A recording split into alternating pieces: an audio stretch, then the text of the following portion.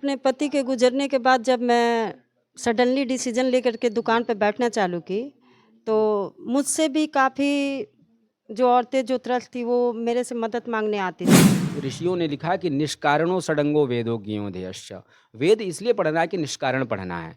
लाभ की जहाँ तक बात है तो इनको आधुनिक शिक्षा से भी जोड़ा गया है। अंग्रेजी, मैथ, सामाजिक विज्ञान, विज्ञान इत्यादि का भी अध्ययन कराया जाता है। हमेशा आम लोगों के लिए ही काम करूँगी और हमसे अगर हो सकेगा भविष्य में कभी भी जैसे भी हो, मैं हमेशा आम लोगों के साथ ही जुड़ के रहना। ट्रस्ट के पहले भी उन्होंने बहुत अच्छा मतलब बहुत अच्छा और नेक काम किया है। कई जगह कई लोगों गरीब तबके के लोगों की मदद करना। यह जो पुण्यतिथि मना रही हैं अनंत मतलब इनको कहा जाए कि धन्यवाद ज्ञापित करता हूँ कि ये वेद परंपरा को आगे लेके चलने का काम। अभी हम देवरिया जिले के बदली ग्राम सभा में मौजूद हूँ और यहाँ पे एक वेद विद्यालय है और यहाँ पे आने के बाद मुझे पता चला कि एक श्रद्धांजलि सभा मनाया जा रहा था और श्रद्धांजलि सभा मनाने का मुख्य कारण क्या है उसके बारे में भी बताएंगे और ये वेद विद्यालय में आकर श्रद्धांजलि सभा मनाने का क्या कारण है उसके बारे में भी बताएंगे। वीडियो में बने रहिए।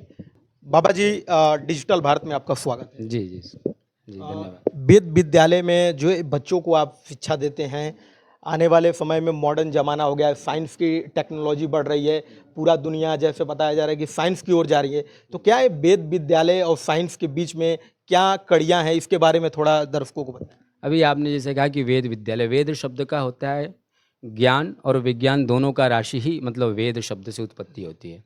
हमारे यहाँ पूर्व में आज के युद्ध से भी विशाल युद्ध हुए हैं, जिसमें यदि हमने किसी एक को टारगेट किया तो एक ही जाता था, सभी नहीं जाते थे। ऐसे ही अपने पास यंत्र, ऐसी विधाएं थीं। वो कहाँ से थी? तो वेदों से थी, क्योंकि वेदों में अनेक शाखाएं रही हैं और यह प्राचीन काल से मतलब अनंत काल से, जब सृष्टि का आरंभ हुआ तब से वेद है। तो इनको आधुनिकीकरण के तौर पे देखा जाए तो आज यदि बच्चे वेद नहीं पढ़ेंगे तो अपने माता पिता, अपने बड़ों के प्रति उनका दायित्व नहीं समझ में आएगा। उनको संस्कार के लिए पहला तो वेद पढ़ाना है। दूसरा, यदि कहा जाए कि ऋषियों ने लिखा कि निष्कारणो षडंगो वेदो ज्ञेयोध्यश्च। वेद इसलिए पढ़ना है कि निष्कारण पढ़ना है। लाभ की जहाँ तक बात है तो इनको आधुनिक शिक्षा से भी जोड़ा गया है। अंग्रेजी, मैथ, सामाजिक विज्ञान, विज्ञान इत्यादि का भी अध्ययन कराया जाता है। इनके भी यहाँ प्रॉपर शिक्षक है। तो क्या लगता है कि जैसे बच्चे हैं और इनसे कितना शुल्क लिया जाता है और कितने वर्ष के बच्चे इस विद्यालय में पढ़ सकते हैं और एडमिशन का क्या प्रोटोकॉल होता है, थोड़ा दर्शकों को बता दें। मैं आपको बताऊं कि यहाँ पे शुल्क बच्चों से नहीं लिया जाता। यह भारत सरकार की एक योजना है, हम उससे संबद्ध हैं।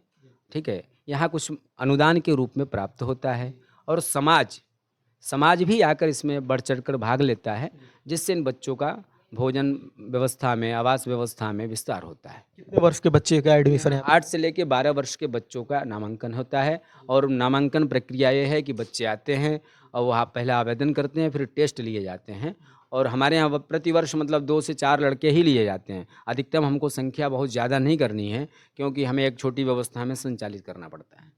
शुक्ला फाउंडेशन की आई हैं जो मैडम हैं, इनको कैसे देखते हैं और इनके विचारों को कैसे देखते हैं और यहाँ पे बच्चों के बीच में जो श्रद्धांजलि सभा मनाने का इन्होंने एक पहल चालू किया है, इसको कैसे देखते हैं? हाँ, शुक्ला जागृति संस्थान जो इनका है, ये हमसे मिली थी कुछ दिन पहले, चर्चा हुआ कि मतलब गुरुजी हैं, इनके भाव एक बहुत ही नेक हैं कि मतलब नेक भाव से अभिप्राय है कि पहले तो ये जाने कि यह जो पुण्यतिथि मना रही हैं अनंत मतलब इनको कहा जाए कि धन्यवाद ज्ञापित करता हूँ कि ये वेद परंपरा को आगे लेके चलने का काम कर रही हैं और महिलाओं को काफ़ी ये सहयोग करती हैं, बराबर ये चर्चा करती रहती है। 24 घंटे इनके मन में ये भाव चलता है कि मैं समाज को कैसे लाभ पहुँचा सकूँ और कैसे उनका हित कर सकूँ।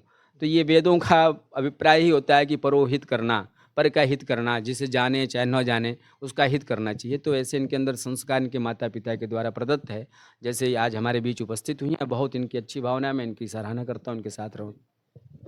एक बार अपना परिचय दे दें। जी, मेरा नाम चंदा शुक्ला है। जी। ये कहाँ से आपको प्रेरणा मिला कि बहुत से मैं लोगों को देखा हूँ और बहुत से सभाओं में मैं गया हूँ तो देखता हूँ कि बड़े बड़े सेलिब्रिटी को लोग बुलाते हैं और उनसे अपना प्रमोशन करवाते हैं और कहीं ना कहीं जो एक अलग लोगों के बीच में एक फेम प्रस्तुति करते हैं, लेकिन आपका ये विचार कहाँ से आया कि इन बच्चों के बीच में आकर ये श्रद्धांजलि सभा मनाना है? जी, जब 2020-21 में जब कोरोना काल आया था, तो उस समय मैंने बहुत ख़ास लोगों को आम होते हुए देखा था और अपने भी बच्चों को देखा था और काफ़ी लोग खास होते हुए भी उस समय जब साथ छोड़ दिए हैं, तब मेरे मन में विचार आया कि मैं हमेशा आम लोगों के लिए ही काम करूँगी और हमसे अगर हो सकेगा भविष्य में कभी भी जैसे भी हो, मैं हमेशा आम लोगों के साथ ही जुड़ के रहना चाहती हूँ। फाउंडेशन के बारे में देवरिया जिले के और जो भी दर्शक मेरे वीडियो देख रहे हो, उनको क्या संदेश देना चाहते हैं? जी, मैं अभी तो मेरा केंद्र 7-8 महीने हुआ है चालू हुए, शुक्ला जागृति केंद्र के नाम से है। तो अभी तो कुछ है नहीं, लेकिन फिर भी हमसे जो बन पड़ता है मैं करती हूँ मदद और आगे अगर मुझे मौका मिलेगा तो और भी औरतों का भला करूँगी। कहाँ से आपके अंदर ये जुनून आया? जैसे मैं बहुत से महिलाओं से मिलता हूँ, देखता हूँ, तो घर, चूल्हा, चौक में ही व्यस्त हो जाती हैं और अपनी जो सामाजिक ज़िंदगियाँ होती हैं, उसको व्यक्त नहीं कर पाती हैं और ना प्रस्तुति कर पाती हैं। लेकिन आपके अंदर ये कहाँ से जुनून आया कि एक फाउंडेशन बनाकर चलें और समाज को जोड़ें और समाज को जो भी लोग गरीब हैं, जो भी तबका है, उनको मदद करना है? कहाँ से हुनर और दिमाग में ख्याल आया? जी, जब मैं अपने पति के गुज़रने के बाद जब मैं सडनली डिसीज़न लेकर के दुकान पे बैठना चालू की, तो मुझसे भी काफ़ी जो औरतें जो त्रस्त थी वो मेरे से मदद माँगने आती थी। तो मैं तो मदद कर ही रही थी, तो फिर मेरे कुछ शुभचिंतक लोग थे, तो उन्होंने कहा कि नहीं आप ऐसे करेंगी तो कब तक करेंगी? इसको आप एक माध्यम बना कर के कीजिए।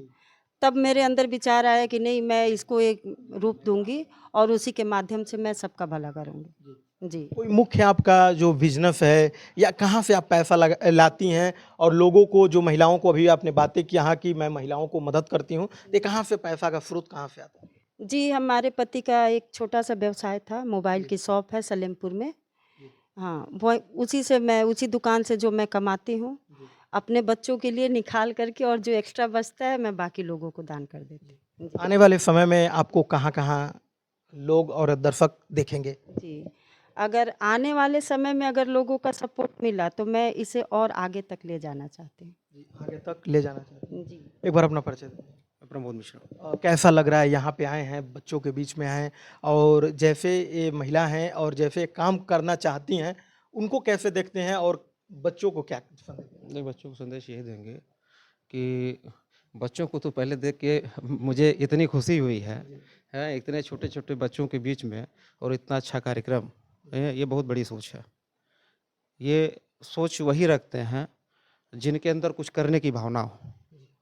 जैसे कि भाभी जो हैं, ये करने के लिए ही कुछ सोच रखी हैं कि हमें आगे करना क्या है। पहले तो उन्होंने मतलब ट्रस्ट के पहले भी उन्होंने बहुत अच्छा और नेक काम किया है। कई जगह कई लोगों गरीब तबके के लोगों की मदद करना, हैं? असहाय लोग हैं, जैसे कोई चल के भी आता है, कुछ कहता है अपनी बातों को, तो हर जगह अपनी बातों को उनकी बातों को पूरा करना, हैं? ये सारी चीज़ें ये इनके द्वारा ये की जाती हैं और हम लोग फुल फेथ में इनके सपोर्ट में रहेंगे। जहाँ भी कहेंगे उस रूप में हम लोग खड़े रहेंगे। भाभी के सपोर्ट में आप? हाँ, हम लोग इस वीडियो में इतना ही। और इन बच्चों के बारे में क्या सोचते हैं और देवरिया जिला में जो ये विद्यालय है जहां ऋषि मुनियों को पहले जैसे किया जाता था वैसे इन बच्चों को ज्ञान दिया जाता है, और इन महिला के बारे में क्या सोचते हैं कमेंट बॉक्स में जरूर बताइएगा। जय हिंद।